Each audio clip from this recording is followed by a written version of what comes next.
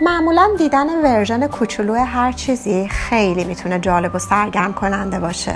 مثلا این منقل جوجه کباب کوچولو رو ببینید، ناخودآگاه با دیدنش لبخند رو لب هر کسی میشینه. یکی از صحنه‌هایی که میتونه به سرعت مود آدمو عوض کنه.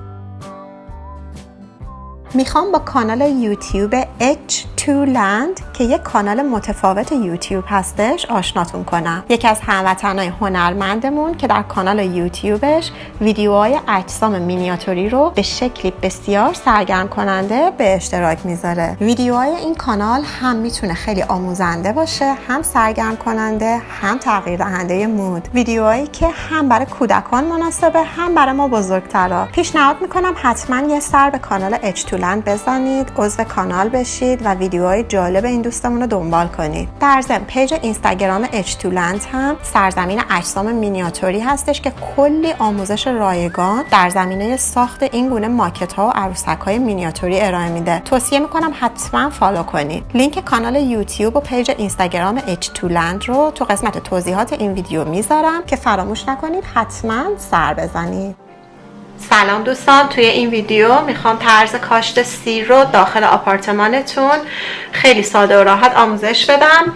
دوستان سیری که من میخوام بکارم، یکیشو تو آب میخوام بهتون نشون بدم به چه شکل هستش و یکیشو داخل خاک. البته اگر آپارتمان دارین داخل خاک هم میتونید این سیرها رو بکارین، هیچ فرقی نمیکنه. یکی از سیرها رو ما به صورت بوته کامل داخل آب میذاریم و سیر دوم رو ما به صورت حبه‌ای داخل خاک میکاریم.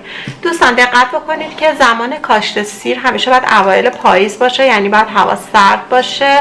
من الان میخوام این کارو بکنم چون در واقع با اینکه تابستونه ولی اینجا هوا بسیار سرده که ببینیم به چه شکل میشه. برای اینکه ما این سیر رو به صورت حبه کامل بکاریم، تنها کاری که میکنیم اینه که پوسته خارجی و خشک سیر رو جدا میکنیم تا حبه های سیر کاملا مشخص بشه.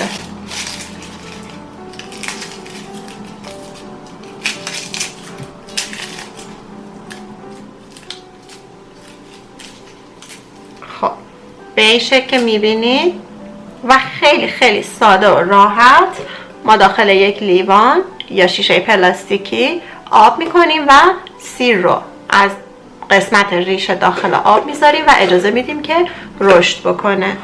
به همین سادگی.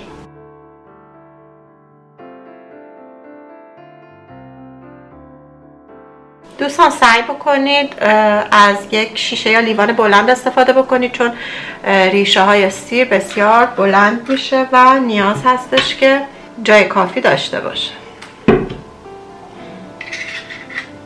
و اجازه بدید که ریشه ها در واقع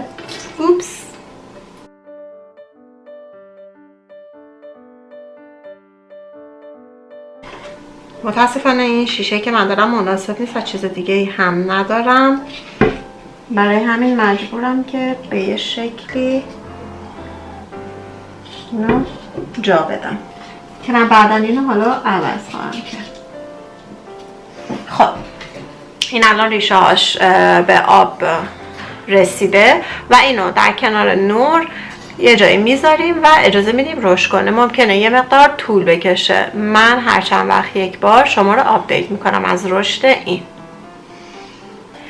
برای کاشت سیر به صورت حبه‌ای طبیعتاً ما حبه های سیر رو جدا میکنیم. سعی بکنید از حبه های بزرگ برای کاشت سیر داخل خاک استفاده بکنید که با کیفیت تر هستن.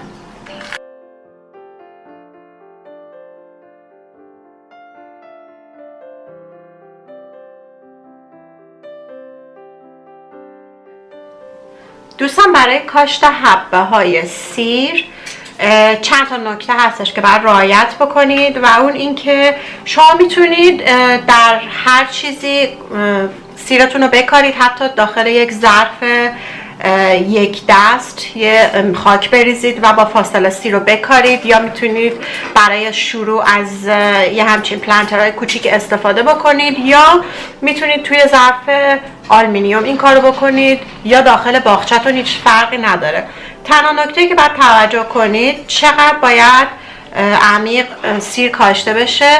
همیشه دقت بکنید که به اندازه انگشت شستتون نصفش که تقریبا 2 اینچ هستش عمیق باید سیر داخل خاک بره و به اندازه دستتون، یعنی در واقع کف دستتون حدود 5 تا 8 اینچ فاصله داشته باشه از هم، چون ریشه هاش بسیار بزرگ میشه و جای کافی میخواد که در واقع رشد بکنه.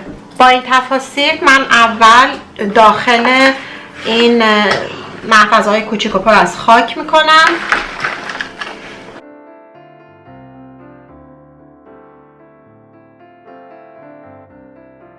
میتونید از انگشت شستتون استفاده بکنید یا میتونید از یه تیکه چوب استفاده بکنید اگه نمیخواین از دستتون استفاده بکنید. به اندازه 2 اینچ وسط در واقع گلدونتون و خاکتون سوراخ و حفره ایجاد بکنید.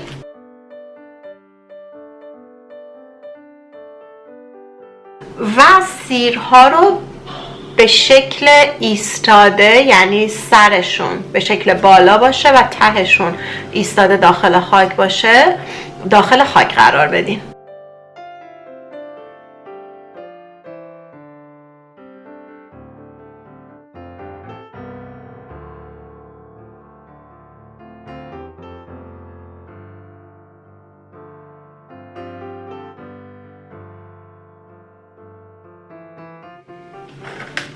به این شکلی که میبینید و آب میدین و باید زیر نور آفتاب باشن اینا، حتما ترجیحاً جایی قرار بدید که نور آفتاب بهش میخوره.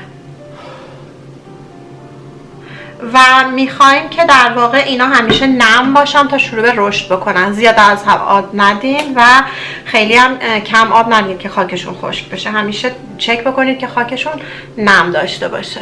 و من شما رو آپدیت میکنم. دوستان بعد از فکر میکنم 2 هفته یا یه مقدار بیشتر میبینید که 2 هفته یا 15 روزه که سیرا شروع کردن به سبز شدن.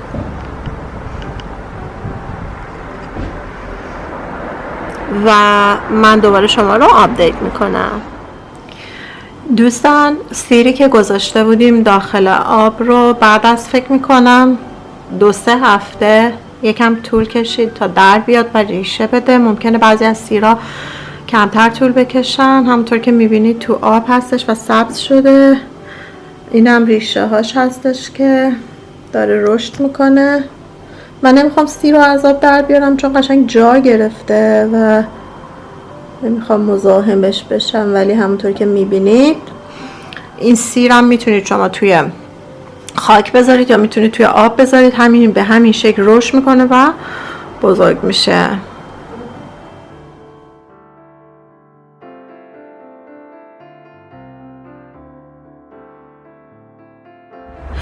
امروز آخرین آپدیت راجع به سیرا بدم. ببینید این سیرا داره کامل رشد میکنه. حالا من بعد اینا رو جاشو بزرگتر بگیرم تا هر کدومش تبدیل به یه بوته کامل بشه. سیری هم که گذاشتم ببینید چه خوشگل سبز شده، ریشه‌هاش کاملا بلند شده. اینم بعد توی گلدون فوق‌العاده بزرگ تو خاک بره که من خاک ندارم. بعد که بخرم اینا رو ترانسفر میکنم توی خاک. بهتون یه بار دیگه اینو نشون بدم. میبینید چقدر سیرا رنگش تیره شده و داره سبز میشه.